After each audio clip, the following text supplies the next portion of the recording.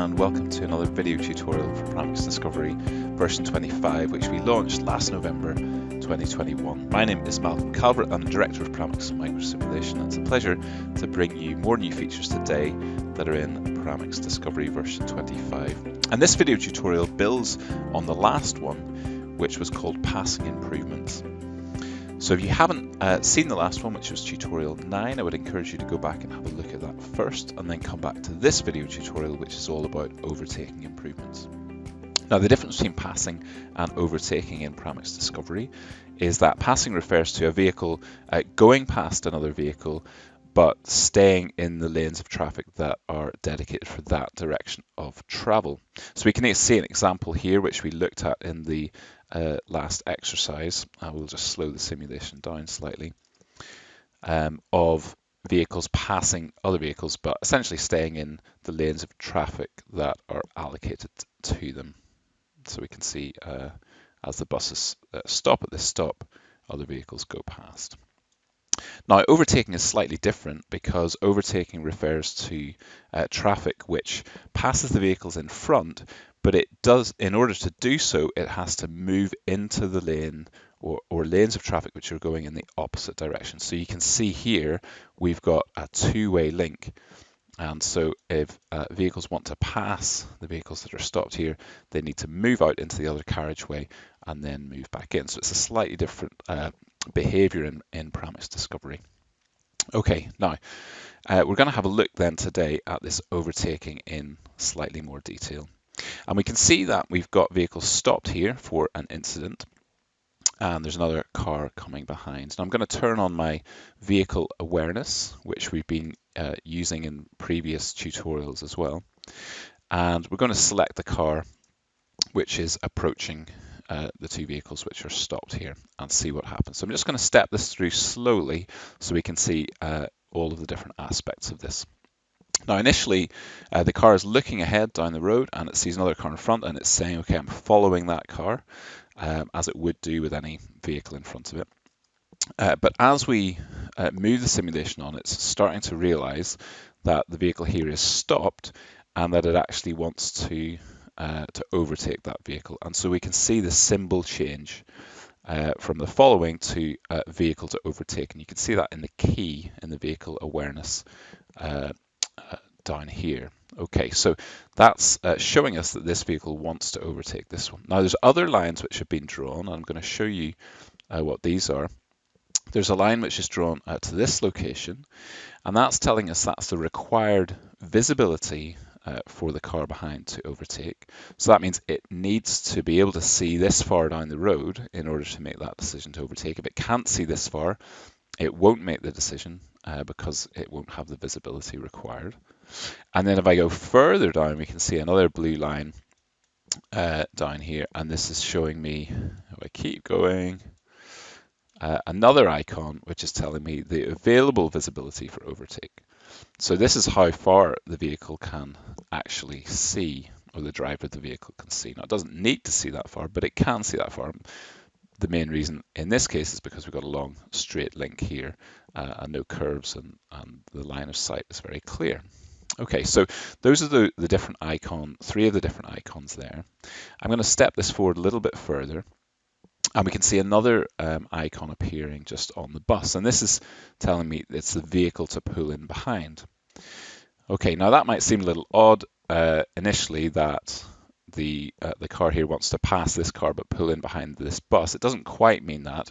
It can only technically overtake one vehicle at a time, and so it always looks at the next one as the vehicle that it's likely to pull in behind. But we'll see how that changes as the car moves on.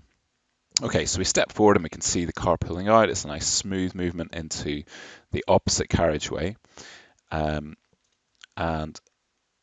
as it goes past the bus, you can see that that icon changes to following, and then we'll do another time step, and you can see that that icon changes to vehicle to overtake. So it is recognizing that the bus has stopped, and therefore it wants to overtake the bus as well, but it just doesn't show that until it's past the car, and then it can assess the bus on its own terms. And it moves past in a nice smooth movement, and then we can see this car will start to pull in and off it goes on its journey. Okay. Now, similar to the passing, as well as the improvements that we've made within the user interface so that you can see exactly what decisions the cars are making and how they're making those decisions. There's also been work behind the scenes here on just improving the behavior and making it a little bit smoother as those vehicles pass. So we're going to use another model now to develop this feature a little bit further. In the last model, we were looking at vehicles which overtook another vehicle which had stopped because of an incident. And we also didn't have any traffic moving in the opposite direction. So in this model, we're going to look at both of those, the ability for vehicles to overtake a vehicle while it's on the move, and also we've got some traffic moving in the opposite direction, which we'll be able to see. Okay, now I'm going to start this model, and just right at the start, I'm actually going to pause it because I know we've got quite a slow moving vehicle entering this model first, which is this bus.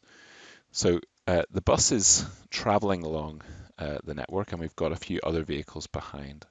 I'm going to select the car which is sitting behind the bus just to see what it's thinking about and whether it wants to overtake the bus.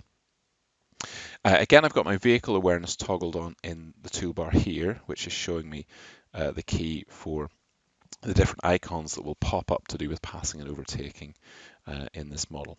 Okay, so let's just step this forward. Now, immediately the car has got a desire to overtake the bus, okay?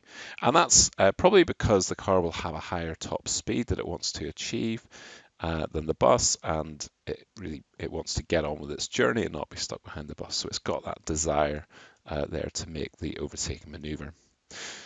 Now, again, it's looking down the link, and we can see we've got the available visibility for overtake, which is down here, and the required visibility for overtake is here.